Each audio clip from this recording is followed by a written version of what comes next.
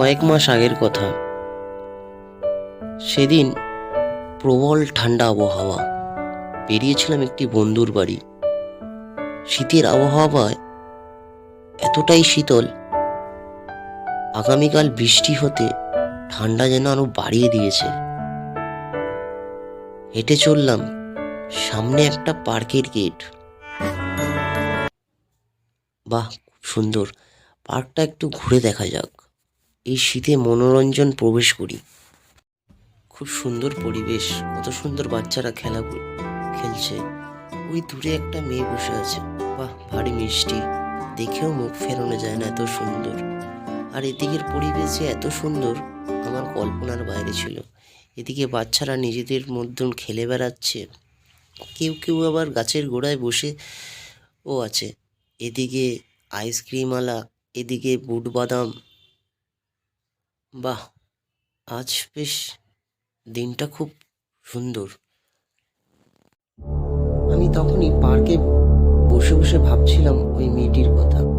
তৎক্ষণাৎ আমার নজর পড়লো যে সন্ধে হয়ে এসছে, এবার আমাকে উঠে বাড়ির পথে যেতে হবে। বাড়ির দিকে যেতেই লাগলাম, তখনই দেখলাম অদ্ভুত এক কাণ্ড। আমার বাঁ দিকের বেঞ্চটায় মেয়েটা বসে আছে, কিন্তু অদ্ভুত তার মুখখানি লাগছে, যেন সব কিছু শূন্য হয়ে আসছে। আকাশের দিকে তাকালাম, কোনো একটা তারাও নেই। না, আমার মনের ভুল হবে। ততক্ষণে বাসে আমি উঠে পড়েছি।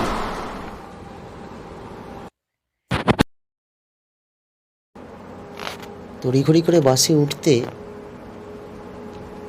একটা আজব কাণ্ড চোখে পড়লো। বাসটা পুরো ফাঁকা, দু একটা প্যাসেঞ্জার ছাড়া আর কেউ নেই।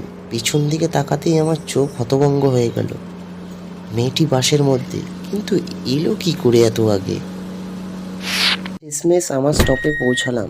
এবার বাড়ির দিকে রওনা দিতে শুরু করলাম, আর সারা রাস্তা ধরে ভাবলাম, কে সেই মেয়েটা? কিছু দূর হাঁটার পরে চোখে পড়লো মেয়েটা আমার সামনে দিয়ে হাঁটছে। এটা কি করে সম্ভব হতে পারে? মেয়েটা এত তাড়াতাড়ি কি করে আমার থেকে আগে যেতে পারে? হাঁটার পর কিছু দূর যাওয়ার পর আমার দিকে যেই ঘুরে তাকালো, আমার ভেতরের কলিজাটা যেন বাইরে বেরিয়ে এলো। শুরু করলাম দৌড়াতে দৌড়াতে বাড়ির কাছে এসে নিঃশ্বাস নিতে শুরু করলাম।